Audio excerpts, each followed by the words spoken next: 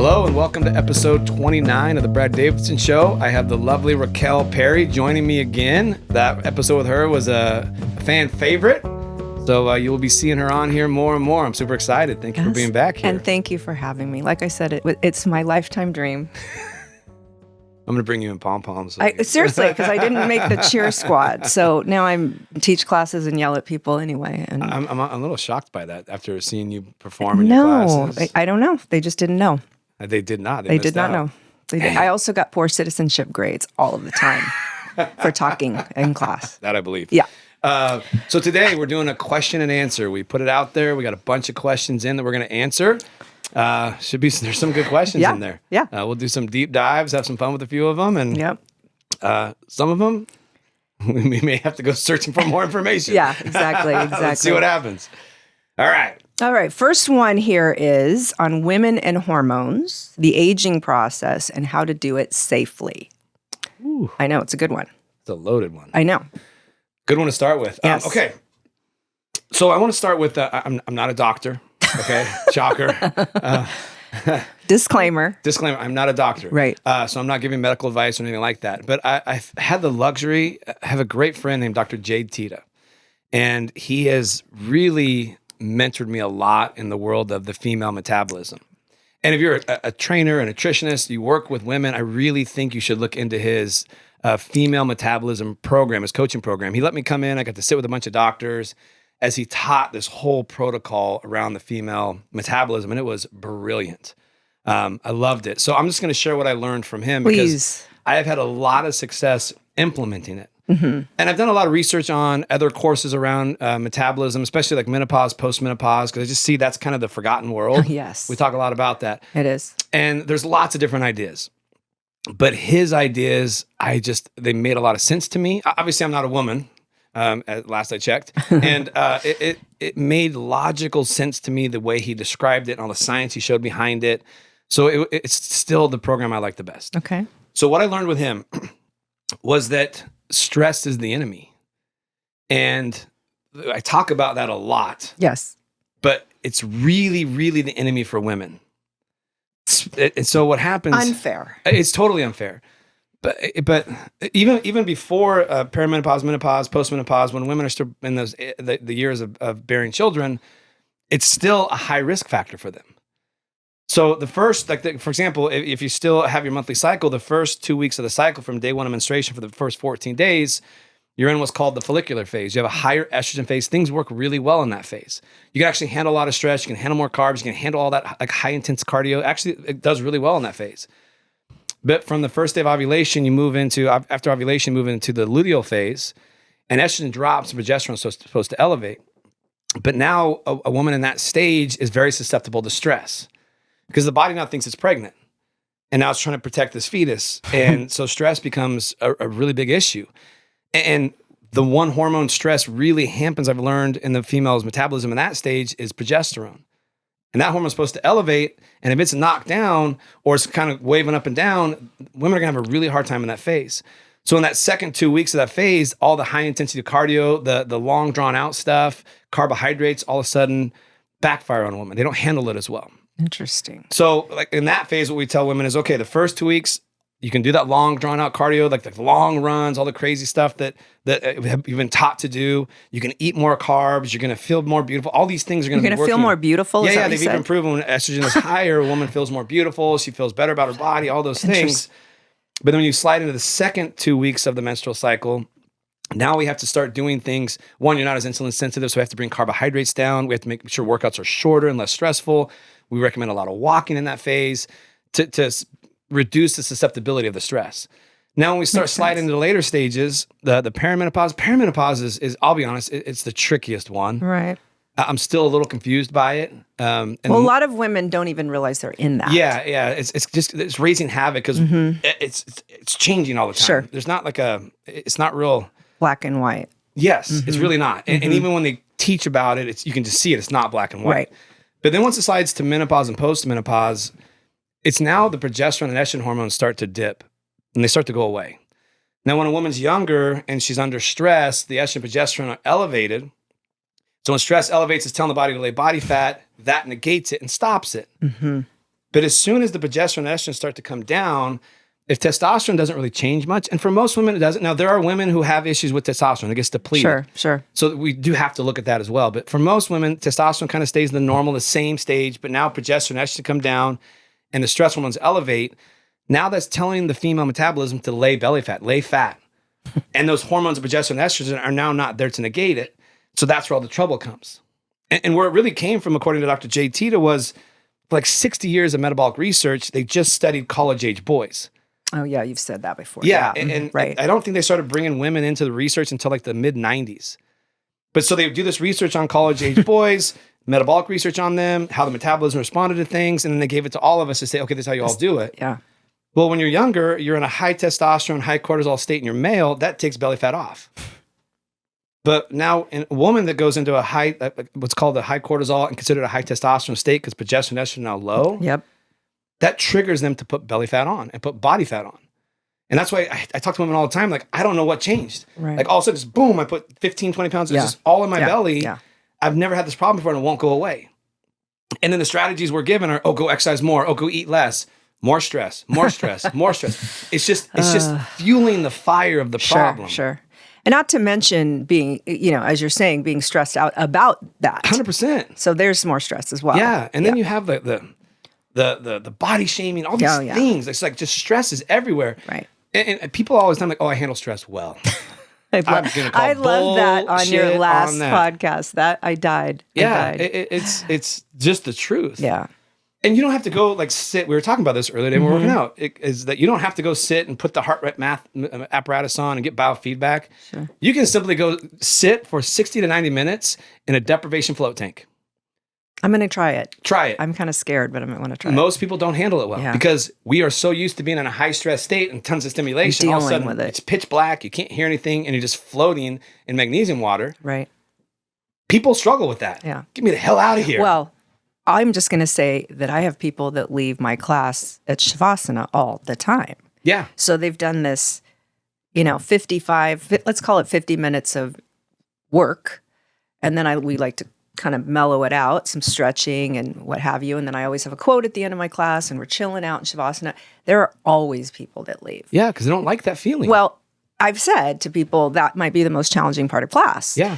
And I get it. Sometimes you have to leave early. You got to pick up a kid or you've got an appointment. Totally cool. But the habitual offenders, yeah, I bet it's exactly what you're talking about. And the thing I love about that is there should be some type of strategy to bring the stress hormones down after you work out. Right. So like in my world, it's like, okay, let's have a post-workout shake, for example. Mm-hmm. That's a great one. Or some people will go and like just walk on the treadmill for a few minutes. So I shouldn't feel bad that I just had that before coming here? No, I think it's great. Okay. That's why I had one too. Oh, good. Okay. And I tried to do a pathetic leg workout before That's this. okay. That's all right. Hey, little bits count, right? Exactly. You don't have to go crazy. Yeah. So the big key focus on aging for females is stress reduction. As Dr. J. Tita puts it, and I'm just going to refer to him because I don't make this stuff up. I go learn it. And so I always give props to who taught me this stuff. Yeah. His thing is lift weights. Mm-hmm. And I'm never going to stop preaching that one because that is the game changer. It is. Muscle mass that you resistance train is the most metabolically active at rest. We need that. And it's also, when you watch heart rate ranges, when you're training, it doesn't spike heart rate super high. So it's not as stressful as like HIIT training is. Mm-hmm. So it's less stressful, more impactful. So he's like, lift weights, cut your carbohydrates back. And so how I typically will teach people to do that is either have them first meal after the workout because you're more insulin sensitive because you trained your muscles. Mm-hmm. So it's more likely to go to muscle and to body fat. Or some people have to take it at the end of the day to help bring the stress hormones down. Carbohydrates are one of the best tools we have to bring stress hormones down. Alcohol is probably the fastest, but it has negative offset. It'll plug up the liver. And as we get older, liver becomes a problem for almost all of us. Right. So we cut carbohydrates back. And then it's walk a lot. Walking is probably the greatest tool we have for weight loss and fat loss and maintaining our body composition.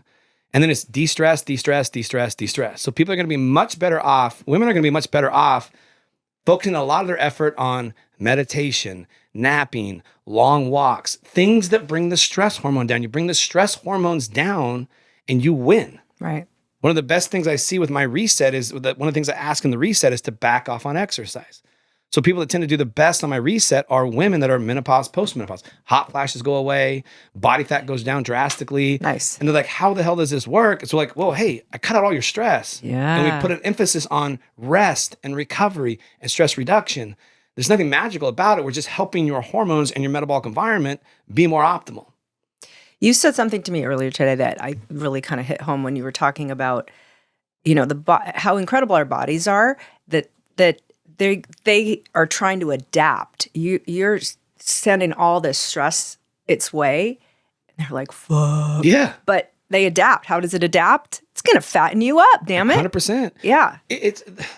That's what's amazing about the metabolism. Is its whole role is to keep you alive and protect you against you. Yeah. It's really realistic. I mean, yes, medical conditions can come into play. Okay. But again, now the body's trying to protect you from the medical condition. That's how I look at it. It's not a medical thing. It's just, that's the reality. The better you take care of the metabolism, the better it's going to look for you. Makes so much sense. And talking about the carbohydrate thing, so many people are still afraid of them. Yeah, 100% they are. That, I got to cut them out completely. Not a good, more stress, right? 100%. Cutting that out. So I had a personal experience with that. When in 2008, 2009, I was competing with the U.S. bobsled team, and I wish I could have seen that. yeah, it was crazy. Let's see some film. There's back then it was before like iPhones and all that, Right. But there's one picture. Just had my daughter. I'm back in Lake Placid, about to take a run, and all of a sudden I am scared to death. Because 90 miles an hour in a tin can, it's not fun. It was really fun. It's all of a sudden I have this little girl who's relying on me and realizing, interesting. like, oh my God, people died doing this. Yeah. And I'm literally at the back of the sled praying. Wow. And my dad sees the picture and he said, you're praying in that picture, aren't you? I said, hell yeah, I am. I've never been so scared in my life. Wow. I took one more round. I faked a hamstring injury, never got back in. Really? Yeah. It went from like just being like the most thrilling thing ever to the most scary thing I could ever do. All because there was nothing in it for my daughter. I mean, name one bobsledder. The guys I was competing with won the gold back. I can't even remember any of their names. It's kind of a meaningless thing. It was a selfish pursuit that I wanted to try to make the Olympics and all that. It was really fun. Yeah. But just having my daughter shifted all of that. But what happened was my mentality, I was older than all the other guys, so I was going to outwork them and outdiscipline them. Right. So I trained twice a day, 6 days a week. I didn't have carbs for like 10 months. Oh, jeez. Because back then I was really bought into the paleo diet. It's really good science. Yeah. And what happened was when I retired and the stress went away, my body finally said, thank God, and just devastating what it did to myself. I was a type 2 diabetic, extreme hypothyroidism. Crazy. And my whole hormonal panel just crashed. Testosterone, everything just crashed. Like, how in the world do you become a type 2 diabetic not eating carbs for 10 months? Wild, so wild. Super wild. And it was actually Rob Wolf from the Paleo Diet who made the Paleo Solution book, kind of made that diet famous. I called him. I'm like, I'm doing your plan. This is what happened. How do I do it better? And he's like, oh my God, I didn't write this plan for people like you. This is for sick people that are lack of a better word, they're not working out. They're kind of lazy. They're not very driven.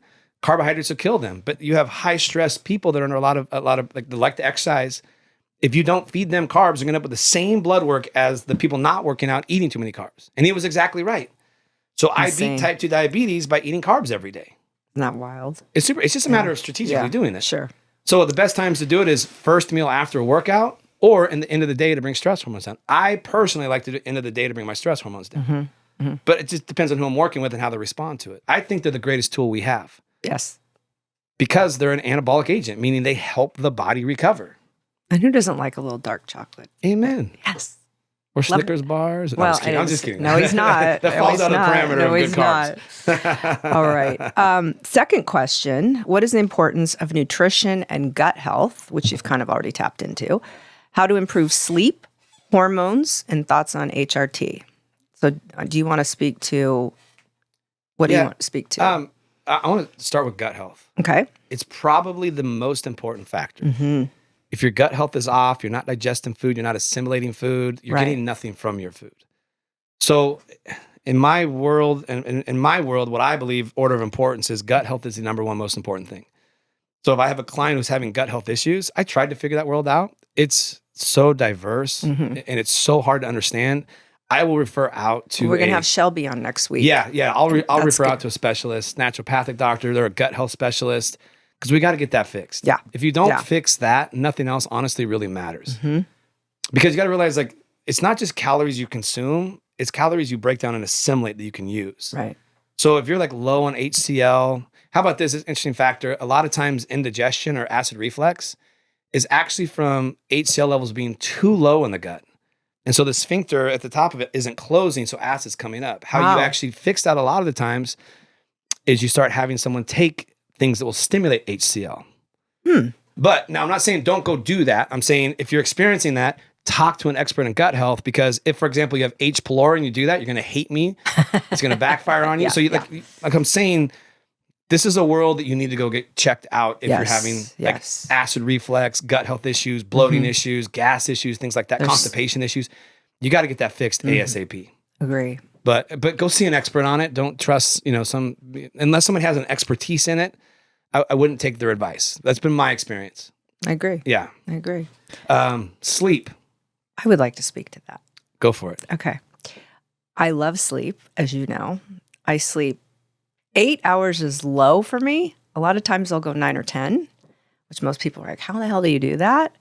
I freaking love sleep. That's how. And I prioritize it, and I prioritize my recovery, which has been a game changer for me, for sure. I do it by a lot of things that were in your reset book. I do it by, since I don't have blackout curtains, which you suggested, I do wear a face mask at night that covers my eyes. I have a fan going to keep it cool because my husband doesn't like it as cool as me. I wear earplugs so I don't have to hear anything. And I put a pillow over my head. I know, it's wild. And I have an 8 sleep mattress, even though we're not being sponsored by them, but we should, which you can cool or heat. Yeah. And that, especially when I was going through menopause, was huge because I could crank mine so low and my husband still got his warm bed. Yeah. And I just, it's like I could not put my foot over on that side because it would be like, holy cow, it's so warm. But all of those things, and I take a melatonin supplement before bed. All of those things have helped me so much. Yeah. And I know they say no screen time an hour before bed. I'm bad about that. I don't watch TV an hour before, but I do scroll. Yeah. That's kind of something that I need to give up. But all of the, cool room, no light in the eyes, earplugs, all the things. I mean, that has helped me tremendously. And I can see a difference in my Oura Ring showing me sleep scores and readiness scores so much better because of it. Yeah, your sleep and readiness scores are off the charts phenomenal. Right now. Yeah. Yeah, right now. But it's cool because, for example, you got sick, a month ago or something? You saw it coming. Oh my gosh, and you could tell when you had finally recovered from it because you're so religious with that stuff. Right. And you're taking such good care of yourself around it. Trying. That your body did such a good job at fighting it off and then recovering from it. And that's why I like these things is because they'll give you like, okay, no, now you're ready. Yeah. Well, I think it's fascinating, and I think you touched on this before, that some people will have the Oura Ring, or they'll have the Whoop Band, or I forget what the one is you use. Oh, I like the Morpheus. That's right. Yeah. And they'll say, oh, yeah, I have it. It told me things aren't good, but I ignored it. I mean, why do you even have it? Yeah. I think, if anything, became obsessive the other way about it. Yeah. And we talked about that too, that if you're not, why even have that if you're not going to pay attention to what it's saying? And I have a friend that I just talked to last week, and this is a perfect example. She called me and is going through a breakup. She's devastated, super sad. And I said, so what are you doing to take care of yourself? And she's like, well, yeah, I could barely work out today. I'm not eating. I had 4 hours of sleep. I'm not eating anything. And I went to work out, and I couldn't believe how bad my workout was. And I said, what the hell are you doing? That's the last thing you need to be doing right now. You need to chill. Really? Yeah. Your heart is broken. Yeah. Give yourself some grace, chill out, go for a walk or something, sleep. I guess it seems obvious now that I'm on the other side of this, if you will, that why in the world would you want to try and do that? There's zero benefit to that, right? Yeah. When you're all of those things stacked against you. I think I went through that kind of hell. Like it's a lot of it's to shut your brain down. Right. And I get that. Yeah. I get that. But walking does it too. Yeah. Walking, because it ends up devastating the metabolism when you're in that emotional state. The scariest thing to do is to face the emotions, but that's what you have to do. Right. Walking allows you to do that. I finally figured that out. But like working out really hard, not eating, like trying to avoid, it doesn't solve the problem. But you can't work out really hard when you have no sleep and no food in your system. No, but you can force yourself to keep going. I guess so. Yeah, it's not pretty. No. But yeah, that's a hard one. Yeah. But like, so the things you touched on with sleep that I like so much, environment matters so much. It really does. Like the body has to cool down when you're asleep to get good deep sleep. That's why. So you said you have the C8. There's a sleep aid or something like that? No, it's called the eight sleep. 8 sleep. Yeah. Okay. I had the chili pad. Oh yeah, that's great same too. Thing. Yeah, the same thing. It's a cooling system. It's phenomenal. Ever since I've incorporated that, what I've noticed on the apparatuses is my deep sleep dramatically improved once I got my body temperature down with that system. Right. So that's all huge stuff. It is. The darker it is, the more natural melatonin you create. Yep. If you don't have dark blackout curtains, just putting the mask on has a big impact. It helps me. Yeah, it's the stuff's all really big. Yeah. Yeah. And also I talk to people that will say, well, I just don't sleep. Well, don't you want to figure out why? Yeah. I mean, Yeah. you're just going to lean into that? Okay. I just don't sleep. Well, the science isn't very pretty on that. Yeah. I mean, I don't know. And I know everybody's different. I used to be a napper big time and nap a lot, especially when I was doing a lot more HIIT classes and trying to maintain my schedule. Yeah. But now I don't really nap so much anymore, but I'm sleeping at night a lot lengthier period of time, and I'm not mad about it. Yeah. So I have a funny story about napping. Yes. An article had come out like in the New York Times, this was years ago. It was all about the power of naps. And they used all this NASA research on like the 12-minute nap or 14-minute nap or something like that improves your brain performance. So I was like, people all the time like, well, if I don't get enough sleep, can I nap? I'm like, oh yeah, according to what I read, yeah, that works. And I get to go to NASA to work on a couple astronauts. So I'm in Houston, and the first thing I ask, like, tell me all about your napping strategies. And the guy's like, what the hell are you talking about? We don't nap. I'm like, no, I know you do. They said so. Here's the article. It had all the research NASA did on it. And he's like, I don't know. So they went and found someone in an apartment that had been around longer. And he came back and was like, oh, that's old research. What we found is that if you just sleep enough, you don't need naps as adults. And so now we cycle teams and we make sure we're sleeping 7-9 hours every night and there's no need for naps. I'm like, oh, Jesus Christ. After all that? Yeah. So again, if you're sleep deprived, a nap's going to help your brain work. Sure. It can improve performance like 10%, which is a big bump if you're tired. Right. But the ideal is to sleep 7-9 hours a night. Stop cheating it. Yeah. I mean, but so many of us grew up thinking like sleep's for the weak. Yeah. Like if you really want to be successful, you really want to go conquer this world, you got to cheat your sleep. Right. I don't buy that anymore. I think sleep is the most valuable. I'll like steadfast believe sleep is the most important factor of all this. Well, it's going to only help everything else. Yes. If you're not sleeping, nothing else matters. Right. I agree. Yeah. And sleeping will totally disrupt gut health. You wake up the next morning with more stress hormones in your blood than if you slept enough. Your testosterone, all the anabolic hormones dip really quickly from not sleeping enough. Sure. Your brain performance dips by not sleeping enough. So it's great. You're not sleeping, but a worse version of you is showing up performing in the world. So just go get some extra sleep and you'll get more done in less time. It's even really clear. You get more done in less time when you sleep enough. Yeah. And you make less mistakes. Hey. Shocker. Bonus. Yeah. The last part of this question was hormones and thoughts on HRT. Oh, huge fan. Yeah, so am I. I'm a really big believer in it. Mm-hmm. The only thing I don't like about that world is it's like the first course of action.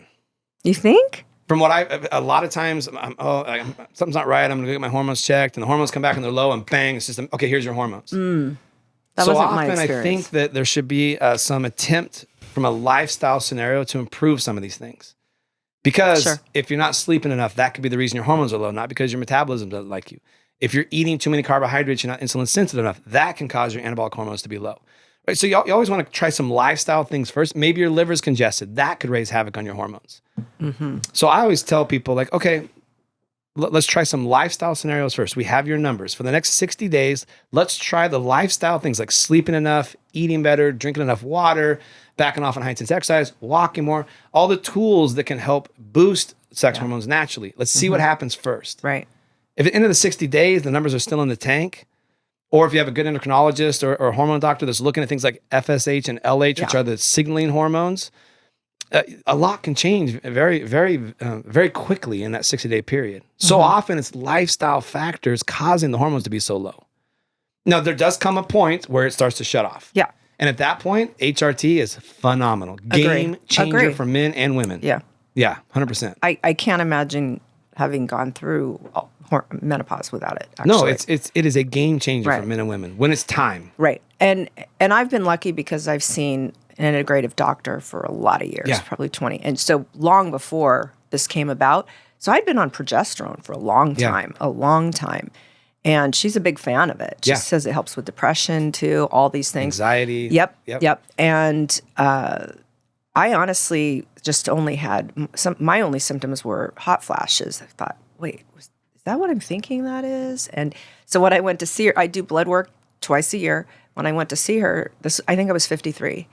And she said, oh yeah, your estrogen's, boop, Yeah. you're done. And I thought, really? That's it? I mean, the period thing had, kind of waxed and waned a bit. But I said, I'm having trouble sleeping, falling asleep. I've never had that in my life before. The sweats. She says, yeah, you're going to take some estrogen cream and you're not going to believe how good you feel. And she wasn't wrong. No, 100% she's not wrong. Yeah. It is when it's time, and it is a game changer for a better life. So don't be afraid of it. No, hell is no. what I find Yeah. a good doctor. Yes. And someone that understands that and is not just like you're saying, just flipping the switch and and saying, oh yeah. Oh, you check the box. Here's your drugs. Go. Although I am noticing people going through perimenopause a lot earlier. Yes. Stress. Stress will even I remember I had this one client years ago, like late 30s. She's like, I'm in menopause already. I'm Wow. like, no, you're not. You're just excessively stressed. Yeah. She goes, no, I'm in menopause. I'm like, look it up. Excessive stress loads can fake and make it look like you're in menopause when you're not. Wow. Like, why don't we try getting your stress hormones down No one before wants you to get on all do the it. drugs? Like, no. Yeah, Dr. JT talks all about that. Wow. Yeah. That's crazy. It's the stress causing it all to come on earlier and sooner. Wow. And then you throw on alcohol consumption. All these things raise havoc on the metabolism, causing things to show up earlier than they're supposed to. That's why young guys now are starting to show signs of low testosterone, like in their early 30s. Well, I'm hearing that has more to do with screens and things too, It's a lot of right? different things. Yeah. But a lot of it's quality of food, alcohol, caffeine, not sleeping. They're not as active. Really? They sit around. They play video games all the time. Yeah. Like it's a very different. It's pretty wild in my world. Most of my guys, like in their mid 70s, will have higher testosterone levels than my guys in their early 30s. Wow. But these guys grew up eating steak and eggs for breakfast. Sure. They didn't have all the technology around them. When they left work, they left work. They couldn't be hit up on 24 Sure. hours a day. They Right. had a much different lifestyle when they were younger. Their That's stress huge. levels were a lot less back then. Makes sense. It's phenomenal to see. Well, that's a good point when you say steak and eggs for breakfast, because our next question is about diets. Ooh. Paleo, carnivore, Mediterranean. Oh my. Which one's right? Yeah, I know. There must just It's really be one simple. answer. Just go vegan. No, just one go answer. carnivore. No, just go keto. Well, you know what I love is when I was teaching at a place called the Girls Gym in Newport Beach, some of you will remember it. It was behind C'est Bon. And I was teaching high impact aerobics there, step aerobics. And this was during the time of fat free. Yeah. Everything's fat free. Yeah. So you got to eat whatever you wanted as long as it was fat free. And everything was marketed and labeled in such a way. I can remember the Red Vines box, fat free.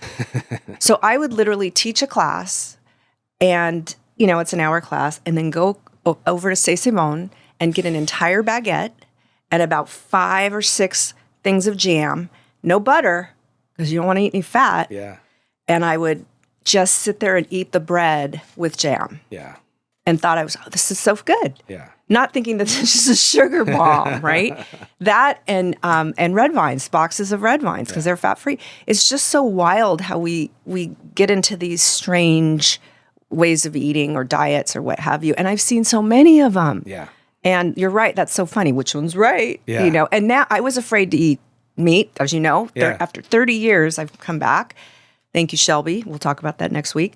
And just going from completely avoiding things to factoring them back in and having a much better result, really. And I know a lot of people are vegans and they're going to come for me, but there's more to it than that. I mean, we don't want to eat a bunch of chemical-laden things. Yeah. In my opinion, they can't come at you. Oh. Because I can show them just as many people on the keto diet, the carnivore diet, the Mediterranean diet, the whatever diet that are healthy. Like all that matters is people are healthy. And the reality is we're all very individualized. Right. And some things don't work for some 100%. people. Yeah, So agree. there are some people that do really well on a vegan diet. There are. There Yeah. just are. Yeah.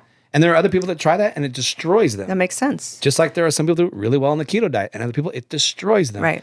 It's a very individualized thing. There is Yes. no one right answer for everyone in this realm. But we want it to be. Well, 100% we want it to be. Just tell me the way and I'll do it, Yeah. right? Oh, we found the Yeah. answer. Look Yeah. at all the research we had to support Yes. it.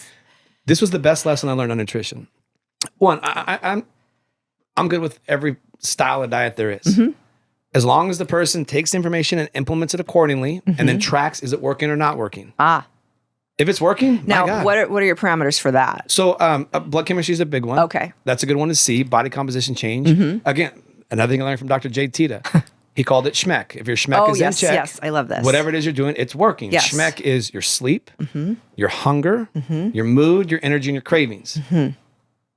I really honestly don't care what you're doing. If those 5 things are in check, Then you're golden. you're golden. Yeah. Your measurements, not your weight, your measurements are probably improving and your blood chemistry is improving. Boom, we hit a home run. Nice. I don't care what it is. Yes. I get a lot of this, like, hey, I need you to meet with my significant other. The way they're doing things is absolutely crazy. It's not working. You got to stop them. Right. I'll bring them in. I'll take them through the process and be like, shit, it's working. Yeah. Like, don't You're change okay. anything. Like, You're how can okay. you say that? I'm like, show me how it's bad. Here's their blood chemistry. Here's their body composition. Here's their, like, show me how it's bad. Looks pretty damn healthy to me. Yeah. So a few years ago, I was given a talk. I don't remember where I was. One of the 50 states that you've spoken in. Yeah. That was hit that 50th Actually, one more, and hung it I up. know. Yeah. I don't remember where I was, but I was given a presentation to a bunch of CEOs. And one of the topics I talked about is nutrition. And I presented this way. I was like, look, I don't think there's one right answer. I've seen in my world, I've seen people do really well in all kinds of styles. Right. And so what I've always done is, like, if someone's interested in something, like, for example, I'm very interested in the carnivore diet. Because what I've seen from people that have done it, all the research I read about it, it's really good for autoimmune disease and inflammation. Yes. I have bad asthma. That's a sign of autoimmune issue. And I've read a lot of research showing that people that do carnivore diet with asthma have drastic improvements in their asthma. But I want that. Yeah. And 2, my joints feel horrible. So everyone I know that's done the carnivore diet, their joints feel much better. So I want to test it out and just see how it works for me. Exactly. Yeah.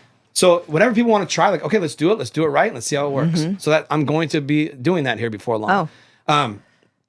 But I gave this whole presentation and I presented it that way. Like, there is no one right answer. You got to find what works for you.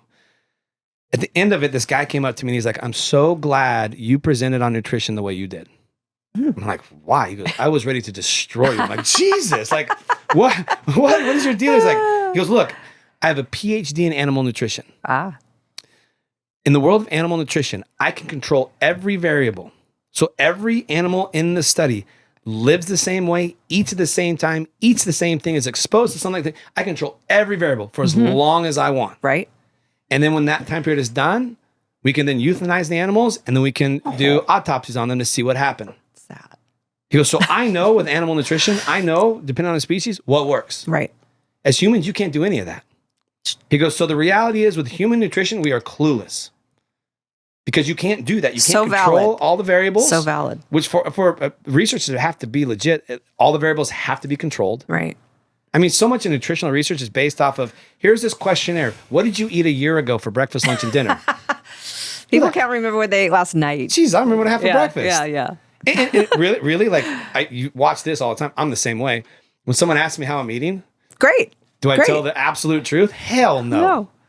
I want to be good. I want to be perfect. Yes. So it's very skewed. Yeah. So Of course. there are some things in nutrition, like we know, alcohol, I hate to say it, it's a poison and it's bad. There is no valuable tool to it. Fried foods, like trans fatty acids. Sure. Pretty clear those are bad for us. Right. You know, things like that. There are Right. some clear things we know. Highly processed foods, not great for us. It's pretty clearly well known. But in general, we don't know the single right answer for everyone. That's true. So that's kind of my take on nutrition. Love it. I'm good with all of them. Yeah. There's one you start reading about it, you kind of in tune to it, you like it, just apply it. Yeah. And start paying attention to your schmeck And see what happens. and your blood chemistry. And it might be a great fit. If it's not a good fit, I don't care how good the science is behind it, abandon it because it's not good for you. Makes sense. Yeah. Makes sense. Okay. This one is, tell us about your diet and what foods you consume. Okay. I think that was to me, but we want to ask Brad too. I'm more interested in how you eat. Well, let's see.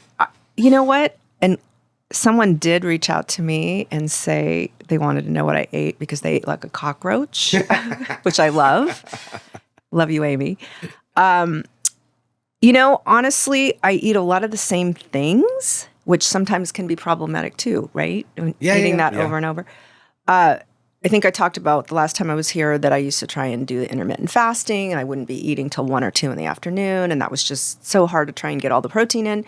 So now, typically, what I do, I still do some of the things from the reset that I really like. One is the warm lemon water first thing in the morning, so I do that, and then I generally have 4 over easy eggs, pasture-raised eggs from Fermentation Farm because they're amazing. And if I have more time before I'm teaching, I'll add in 4 pieces of bacon too. So that'll be breakfast. But if I don't have the time, I just at least get the 4 eggs down. And I figure that's, 24 grams of protein-ish, which is pretty a good start. Yeah. And I don't drink coffee anymore. People are like, what? How do you not drink? I just don't. I kind of got off it. I didn't like the fact that when I would stop drinking coffee, I'd get this gnarly headache. I thought, that's telling me something, that this is a freaking drug, man. So I got into Dandy Blend also because of Shelby, who's going to be with us next week, which I love. It has a very similar taste to coffee. Love it. Sometimes I'll do that in the morning. Then usually lunch is, a lot of times, honestly, I go to Fermentation Farm and eat probably 3 or 4 times a week because I love their food. I know that they're not cooking anything in seed oil. They're very pure, very healthy, but I'll eat a lean, not even necessarily lean, I guess, a protein, maybe some vegetables. I used to be so much more concerned about eating hella vegetables, and I'm really not anymore. I'll even consider their garlic sauerkraut that they make there is a vegetable, kind of. And then, sometimes I'll be nibbling at some dark chocolate, that's for sure. I also get these, figs. I love dried figs. So I take a dried fig with 1 almond and I kind of squeeze it up together and it's really yummy. Your animation is yeah. great. Well, maybe they'll watch it and see. And I know you said don't go crazy on dried fruits because that adds a lot of calories. And they're easy to eat. That's the thing. And then dinner is usually, that's when I have my big carbs. So I do a lot of white rice. 1 or 2 cups of white rice. A lot of nights we have a grass-fed steak, the rice, and asparagus that I make, on tons of butter. I'm not afraid of butter anymore. I used to be. And so that's pretty much it. And sometimes I'll have, there's a smoothie in there. Sometimes there's some pressed juicery. They're freeze I like from time to time. But I'm not, and I eat chips. I love the Siete brand chips that are not, they're cassava flour, so those are great. What else? I don't know. Meanwhile, my husband's eating the Mother's Animal cookies like you like. Yeah. Yes, I do. Yeah. So anyway, do you want to talk about what you have? Anyway, does that sound like I'm getting enough protein? I don't know if I am. Probably not. You're doing way better. Yes. I would still try to just like you're doing, keep pushing to try to consume more. So what would you do? Would just more at each meal, or ideally, yeah. Okay, if you can, yeah. I'll be really honest. 5 eggs. I have a really hard time eating breakfast because I'm up like before 5 a.m. Right. I just not hungry right I'm then. not hungry. Sure. I'm a little nauseous. Yeah, I get that. I sleep in as much as I can before I have to be to the gym for my first client. And I notice if I eat a big breakfast, it bogs my energy down. I'm not as sharp. Mm-hmm. So I actually currently do intermittent fasting. Okay. And it works for me. Okay. So I'll wake up, I'll have my coffee. I use this stuff. Brendan Steele, my golfer, just gave me this stuff. It's Phil Mickelson created it. You put it in your coffee, it enhances like focus. And you can hit the ball farther? Oh, that dropped bombs. No, not at all. But it sets the tone. And I put some tyrosine in there as well, just to really activate my brain. Okay. And I do really well on that. And then I get to lunch, and I do my best not to have carbs at lunch. Mm-hmm. And I also try to keep my heavy dose, my big meal. I have a really big meal with a lot of carbs at dinner. Yeah. Because what I found during the day, if I eat too big of a meal during the day, it bogs me down, and I just lose my energy and my drive. Sure. That's just my type. Yeah. I can literally go all day without eating and be fine. Mm-hmm. So a lot of people, I think, can. Yeah, I've done a lot of research on it. A guy named Christian Thibodeau talks about like there's different I can't remember what he calls it, like neurotypes or something. Mm-hmm. I'm a high dopamine type. Okay, meaning that I can just go. and go and go and go and go and go and go. If I do that for too long, I crash, which is exactly what happens to me. Right. But like, if I eat too much, it slows that part of my brain down. It makes me like lazy and lethargic. If I have a big carb meal during the day, it's over. My day's done. So I have to be careful of that. That's when I'm so intrigued by the carnivore diet because it pulls all that stuff out. My only concern with the carnivore diet is that Pooping. What's that? Pooping. Yeah. I've heard that's an issue. Yeah. It can be either like diarrhea in the beginning as well as cleaning itself lovely. out. Yeah. It can be either way. It's fun to talk about poop on Yeah. this. Why not? Hey, it's part of, gut health, for goodness sakes. I remember I used to have I used to train this lady named Stacy, and she's moved out. She used to do colon hydrotherapy, colonics. Done it once, hated it. Yeah, I hated it too, but I would go in periodically at the times I was like testing out and stuff. And I'm like, I can't believe I'm sitting here having conversations about this with you. And I'm just watching it As come you're out of my lying body. there, I know. And it was so embarrassing. Yeah. It was crazy, but it is what it is. We'll probably never do it again, but it was a fun experience. Yeah. Not a fun experience, an interesting experience. And then I just have because once I have my big meal, I'm kind of done. Yeah. My brain shuts down, my body calms down, and it works for me. I do have a protein shake after my workout. That Always? I use a carb powder called Carbolin in it. It's more of a potato starch based carb with protein powder, so get some protein there. That helps. I can do that after workout and still keep my energy going. If I work out early in the morning, I'll usually have carbs at lunch as well. Okay. So I just kind of go day by day. My goal with nutrition is to keep my energy elevated and my focus good. So that's kind of how I've constructed my nutrition currently. One other thing that you had said to me that really I needed to hear was when we were doing a lot of traveling to go see Quinn play volleyball, we were traveling to places that weren't necessarily places where there's a Mother's Market or a Whole Foods or fermentation farm, sadly. And I was freaking out. And what the hell am I going to eat? My husband could do anything. He won't love it necessarily, but he's fine. I, on the other hand, am not so fine. And you telling me that just go, you're gone 3 days, you're going to eat what you're going to eat, don't stress about it. Being stressed about it is worse for you and your body. I believe it. That was huge for me to hear that from you. Yeah. So that helped me a ton. That so if you're someone that goes on a business trip for a couple days, don't be flipping out that you're not going to be able to eat perfectly the way you think you should. Oh, well, that's why people go on vacations, right? To Italy, and they're eating all the bread, all the pasta. They're walking a ton, but then they come back skinnier. Always. Yeah. 100% of the time. Yeah. It's because there's no stress over there. Right. They're not worried about the food. They're walking a ton. They're sleeping better. Yeah, they're having some wine. Yeah. But this overall stress load is so much lower. Yeah. So if that doesn't prove it. 100% of the time. I've never had someone go over to that part of the world and not come back weighing less. Isn't that wild? Yeah. And they're so much more relaxed and so much happier. Yeah. Yeah. And then they get back into the rat race trying to figure it all out. It's like, oh shit, here we are again. Yeah. This one. Oh, one other thing. I always have a cheat window. Like Friday nights, I always give myself a break and have whatever the hell I want. Okay. But not for, when you say window, it's not the whole day. It's like 3 hours. So from starting at dinner for like 3 hours. Okay. It's just like there's no rules, whatever. I usually last like an hour and a half and then I fall asleep. The food coma kicks in. Okay. But it's like, I also believe like having those windows where there's no rules. Yeah. Helps a lot. It's just a break from structure because for me, structure is very stressful. Yeah. I'm very like carefree. I don't want any structure in my life. I do really well in chaos. Yeah. Structure stresses me out. So I strategically have those structure breaks, it's like a release valve of stress for me. That's good. That's good. Yeah. What things have you had to unlearn over the years, Brad? Oh, geez. I know, right? There's so many. Yeah, that's a big question. Fat is not the enemy. Yeah. There's not one way. Yeah, carbs aren't the devil. Right. Don't necessarily listen to what the food pyramid is telling you to eat. Yeah. My kid came home with the food plate. Oh. And I got a request from the teacher. Could you please support this? I'm like, Jesus Christ, fine, I'll support it. Like, how did she know that you weren't going to? Because she had my daughter was in kindergarten. She was her teacher. Right. And I was the PE coach for the class. So she knew my whole background.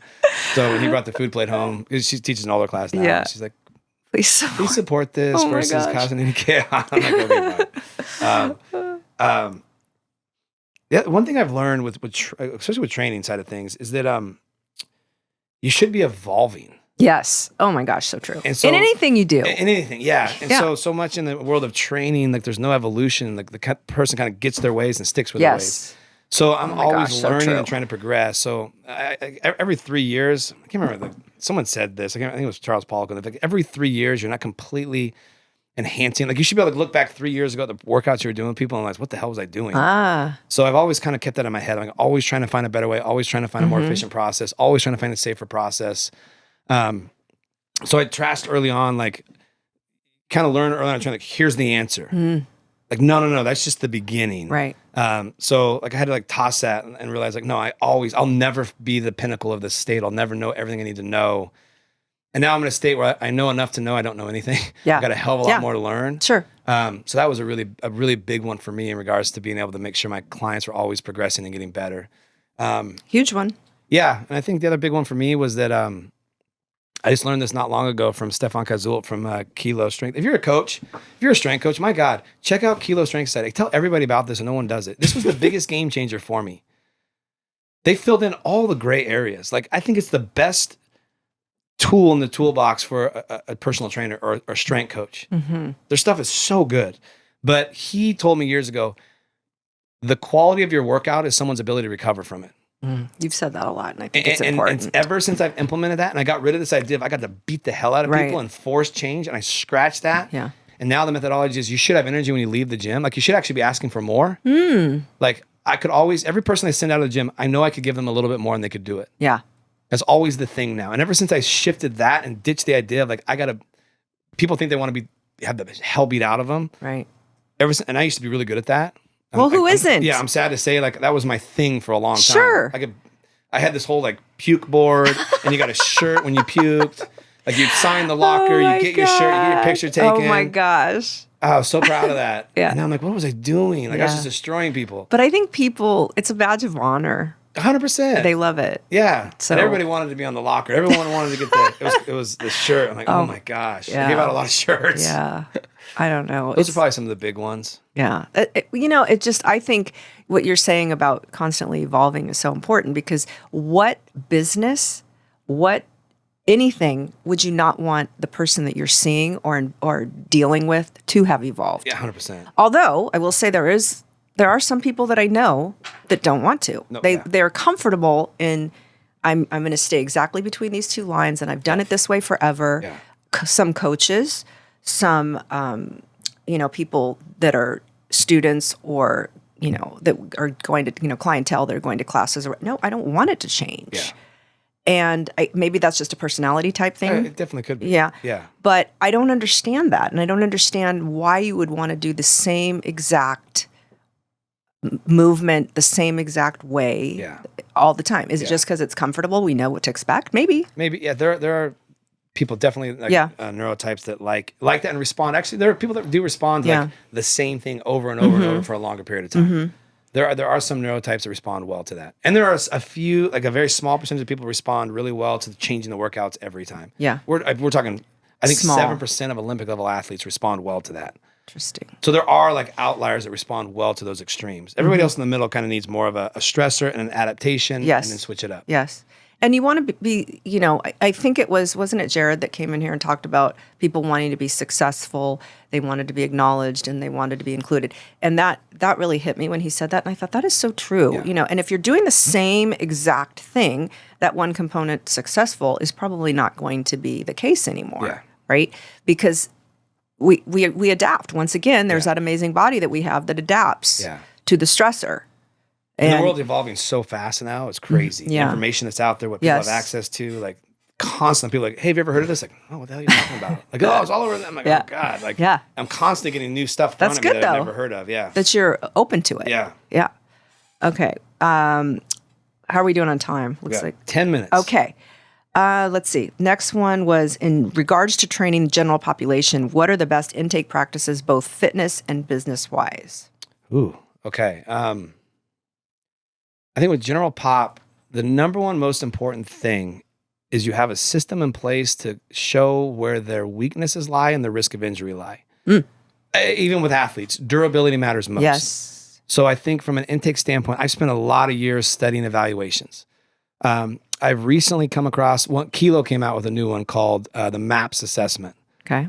It is phenomenal. We're actually integrating it at the weight room with all of our people coming in. Awesome. Yeah. So it shows all the different primary movements, all the different movements you do in a gym, and shows what someone can and can't do safely.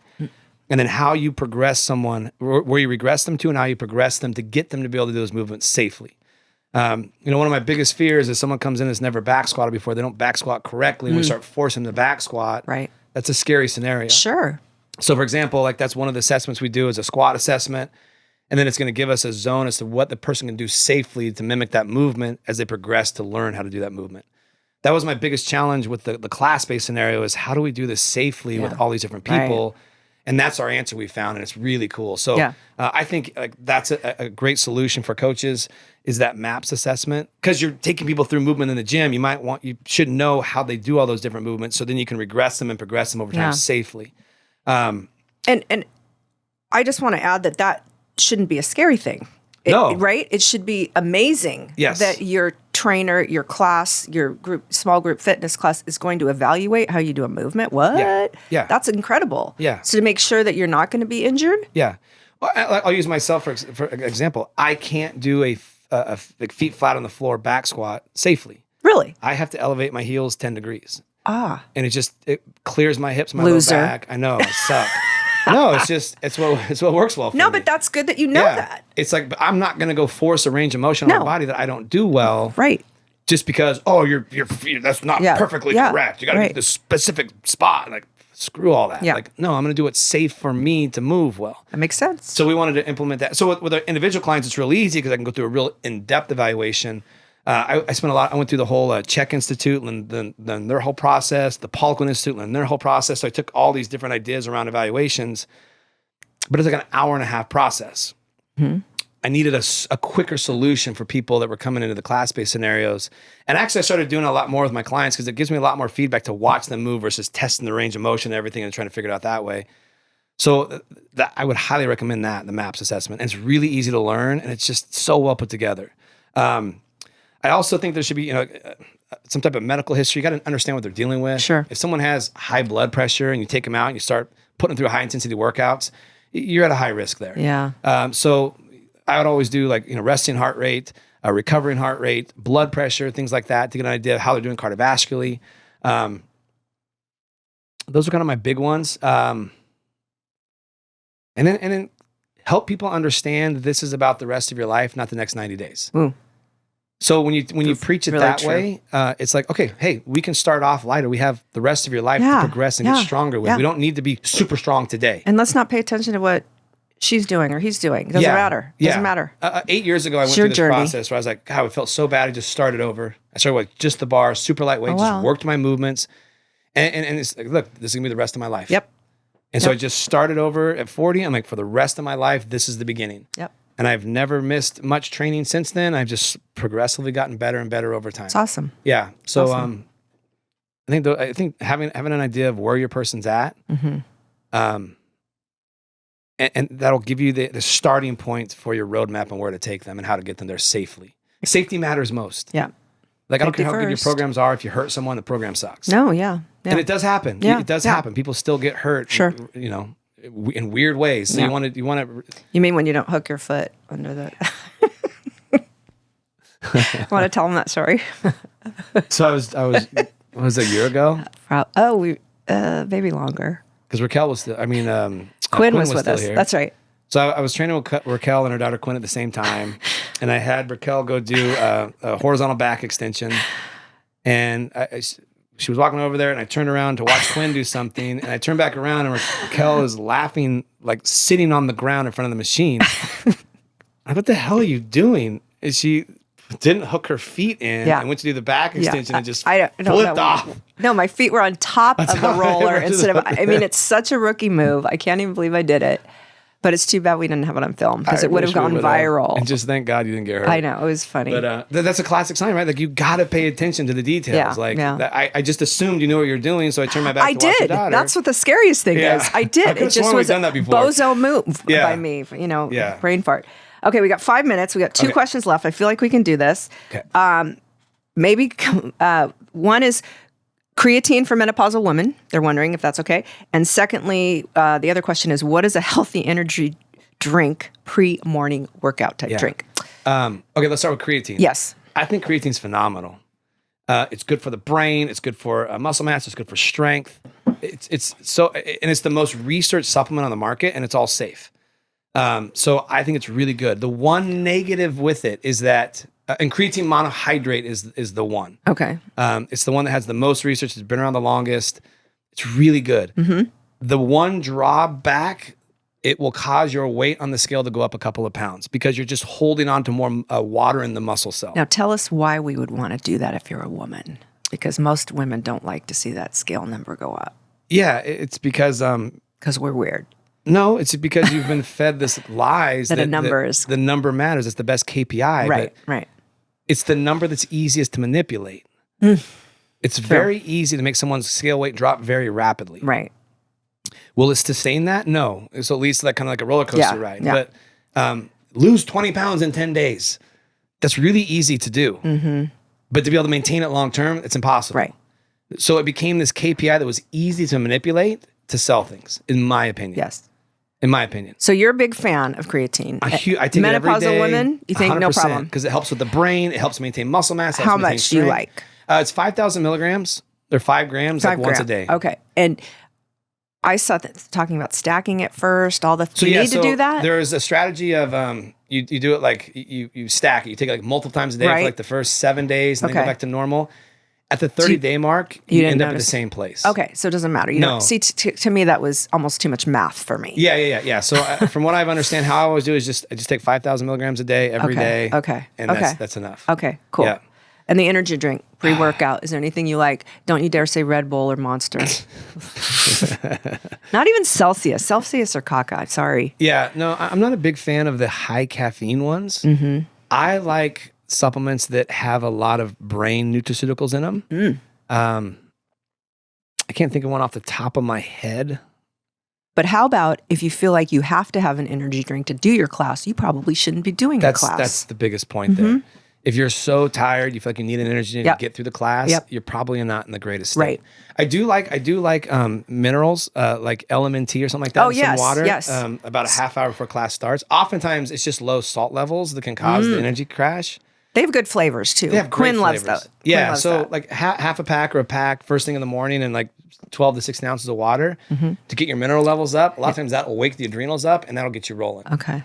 So it's LMNT is how it's spelled. I just buy mine right off of Amazon. Okay. Minerals are really important.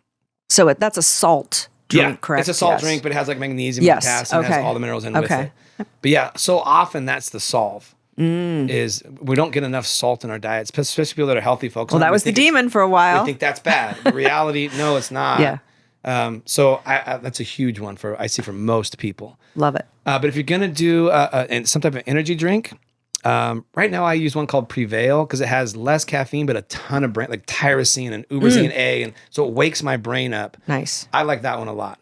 I still have like 200 milligrams of caffeine, which is still a lot, but energy drinks are now getting like 300, 350, like insane amounts of caffeine. Yeah. When you do that, the afternoon crash gets more gnarly. Yeah.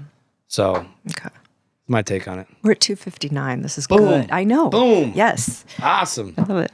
Made it. Yep. Well, okay, cool. Thank you. So I hope that answered your questions. Yes. We're going to be periodically doing these. So if you have questions for us, just DM Raquel or myself, and we'll throw them in for the next time we do this. Absolutely. We'll probably do it once a month. I loved it. Yeah. And next week we're going to have a guest, Shelby. Yes. So from Moon Ray. I'm going to say it wrong. Moon Ray Wellness. I should have looked this up perfectly. Anyway, she's a nutritionist. She's amazing. She helped me with a lot of things. It's going to be great. Cool. Can't wait. Looking forward to it. Well, thank you. Thank you. It's good hanging with you. Thank you.